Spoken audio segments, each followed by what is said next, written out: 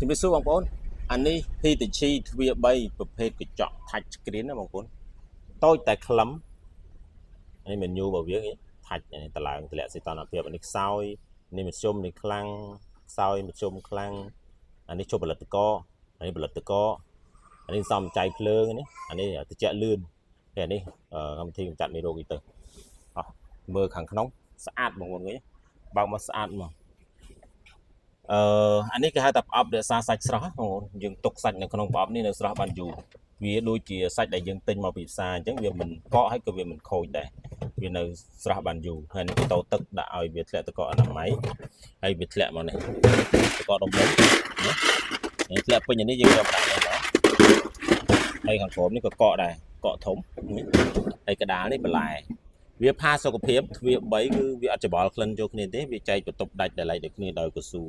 បន្ទប់មួយគឺខណ្ឌដាច់ដលៃគ្នាអត់ច្បល់ក្លិនចូលគ្នាទេខាងលើនេះសម្រាប់ផ្លាសេគ្រឿងកំប៉ុងទឹកសុទ្ធទឹកផ្លែឈើទៅកដាលបន្លែក្រោមកកអញ្ចឹងទៅ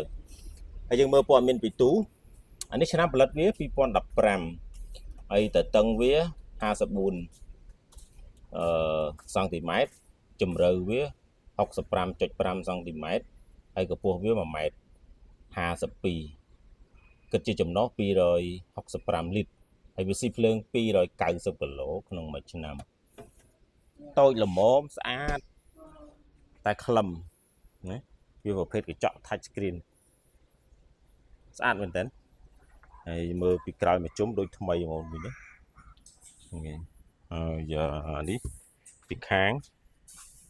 ចាប់អារម្មណ៍អាចតាក់ទងមកបានបងប្អូននៅខាងត្បូងវត្តអង្គមេត្រីជិតគុកព្រៃសរអាចបងរំលោះបានទៀតកក់ត្រឹម$50ឡើងអាចបងជាមួយឃ្លាំងបានកក់ 1% អាចបងជាមួយធនាគារ AC Leader បាន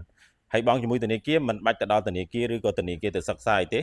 scan តែ QR ដែលខ្ញុំចង់ដែលបងប្អូនចង់បងរំលោះខ្ញុំតម្លាក់ឲ្យបងប្អូន scan QR ដឹងថាជាប់មិនជាប់បើសិនជាមិនជាប់អាចយកជាមួយឃ្លាំងបានអរគុណច្រើនបងប្អូនអរគុណសូមជម្រាបលា